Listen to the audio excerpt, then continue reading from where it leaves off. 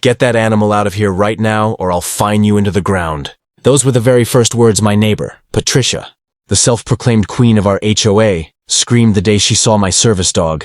Ranger, trot alongside me. Ranger isn't just any dog. He's a highly trained German shepherd who's been with me since my accident 3 years ago. He helps me with balance, retrieves items, and alerts me when my condition flares up. In short, he's my lifeline. But Patricia, she didn't see that. She only saw a big scary dog. Walking across the manicured lawns, she thought she ruled.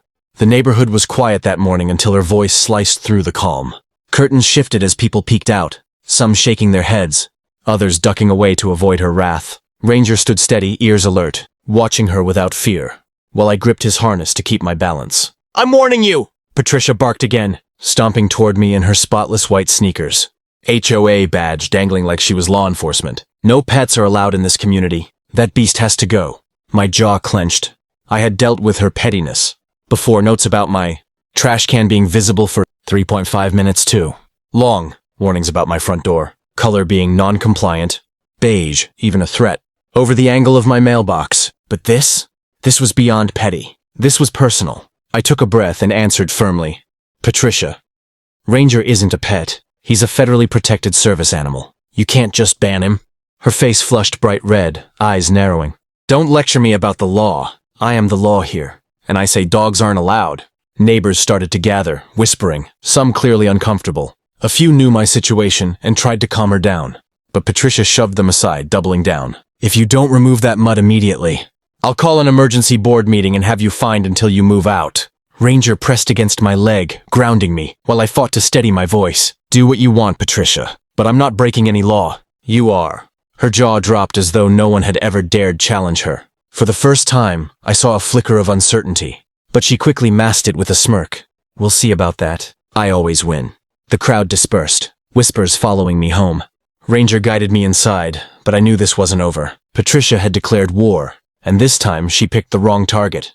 The next morning, a crisp envelope sat taped to my front door like a scarlet letter. Notice of violation, it read in bold, uppercase letters. Patricia hadn't wasted a second. According to her, I was in violation of Community Rule 14A, no pets permitted. The fine? $500 per day until Ranger was removed. I actually laughed, not because it was funny, but because the arrogance was almost unbelievable. Patricia genuinely thought her HOA rules overrode federal law. I tucked the notice under my arm and walked Ranger down the block, his harness steady under my grip. Neighbors glanced nervously, whispering like I was radioactive. One older couple stopped me quietly. "We're so sorry she's doing this to you," the woman whispered. "Our grandson has a service dog too." You're in the right. That support meant more than they knew, but I also knew fear kept most of my neighbors silent. Patricia thrived on intimidation, and she ruled the HOA like a dictator. By that evening, she had gone further. She'd sent a mass email to the neighborhood, labeling Ranger as a dangerous animal, and claiming she was taking steps to protect the community. She even included a blurry photo she'd snapped of us, framing Ranger as some kind of wild beast. That night, my phone buzzed with texts, some neighbors urging me to fight back, others warning me Patricia was rallying the board against me. And then, one final text, emergency HOA meeting, tomorrow at 7 p.m. I knew exactly what that meant. Patricia was going to put me on trial in front of the neighborhood. The next day, Ranger and I walked into the community clubhouse, where a semicircle of folding chairs had been set up like a courtroom. Patricia stood at the front, hands on hips, papers stacked in front of her. The room was packed. "Thank you all for coming," she began, her voice syrupy but sharp. "As many of you have seen, a resident has brought a large, aggressive dog into our community, blatantly violating our no-pet policy. This meeting is to determine appropriate penalties." Gasps and murmurs echoed. I rose slowly, Ranger steady at my side. First of all, Ranger isn't a pet. He's a service dog. That means he's protected under federal law, specifically the Americans with Disabilities Act. Patricia's smirk faltered, but she quickly snapped back. "That doesn't matter here. This is a private community. Our rules take precedence." I locked eyes with her. "No, Patricia, they don't. And if you push this any further, it won't be me in trouble, it'll be you." The room went silent. The silence in the clubhouse was so sharp you could hear Ranger's steady breathing at my side. Patricia tilted her chin up, gripping her papers like a shield. "You're bluffing," she snapped. "The HOA has full authority. Our rules are ironclad. Everyone here signed the bylaws, and that includes you." I didn't blink. "Yes, Patricia, I signed the bylaws, but federal law always supersedes HOA rules. The Americans with Disabilities Act gives me the right to have Ranger with me. Anywhere I go, even in housing governed by an HOA. A few heads in the crowd nodded. Patricia's lips tightened. She wasn't used to people challenging her, especially not in public. She waved her hand dismissively. You think quoting some law is going to scare me? The HOA board stands with me. Right, everyone? The board members, seated awkwardly at her side, shifted uncomfortably. One man cleared his throat. Actually, Patricia, I'm not sure we do.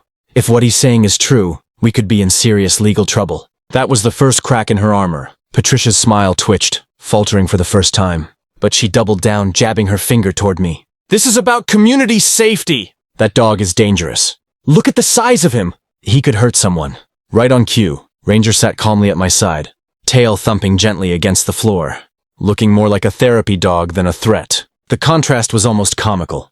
A woman from the back row called out, Patricia! He's the calmest dog I've ever seen. My Yorkie causes more trouble than that. Laughter rippled through the room. Patricia's face turned crimson.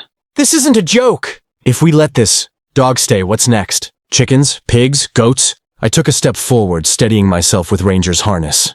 This isn't about animals. This is about my legal right to have the assistance I need to live my life. Patricia, you're not just breaking the rules, you're breaking the law. And if you don't back down, I'll have no choice but to file a federal complaint. That landed like a bomb. Gasps echoed. The board members exchanged worried glances. The man who spoke earlier muttered, We really don't want to be sued over this. Patricia tried to laugh it off, but her voice cracked. Go ahead. File your little complaint. It won't stick. I've run this HOA for 8 years. I know how to win. But as I walked out with Ranger at my side, I saw what she didn't want anyone else to notice. Her hands were trembling. 3 weeks later, the letter arrived, only this time. It wasn't taped to my door by Patricia. It was delivered by certified mail from the U.S. Department of Housing and Urban Development. I'd filed my complaint the very night of that HOA meeting, and HUD had moved fast. I could still picture the look on Patricia's face when the investigators showed up at the neighborhood clubhouse. She had been in the middle of one of her patrols, clipboard in hand, when the man in the navy blazer introduced himself. We're investigating a possible violation of the Fair Housing Act and the Americans with Disabilities Act, he said plainly. Her smile dropped instantly. For once, Patricia had no script, no snarky remark ready. She sputtered, insisting that the HOA rules always came first. But the investigator cut her off with a single line that made my entire week. Ma'am, federal law always comes first. Word spread through the neighborhood like wildfire. Neighbors who'd once been too afraid to speak up started sharing their own stories of Patricia's harassment. The family with the swing set she made them tear down. The veteran she fined for flying a flag on his porch. The elderly widow she bullied over the color of her shutters. Suddenly, it wasn't just about me and Ranger. It was about years of abuse finally catching up with her. 2 months later, the HOA held a mandatory meeting. This time, Patricia wasn't standing at the front of the room. She was sitting in the back, arms crossed, scowling as the board read aloud the decision. Effective immediately, the chairman announced. Patricia Hendris is removed from her position as HOA president. Furthermore, she is permanently banned from serving in any leadership capacity within this association. The room erupted in applause. Some neighbors stood and cheered. Others just sighed in relief. Patricia stormed out, muttering under her breath, but everyone knew it was over. As for me, I stayed seated, Ranger pressed against my leg. I wasn't cheering. I was just breathing easier for the first time in years. My service dog wasn't just safe. He was officially protected, and so was I. That night, walking home with Ranger, neighbors stopped to pet him, smiling without fear of Patricia's wrath.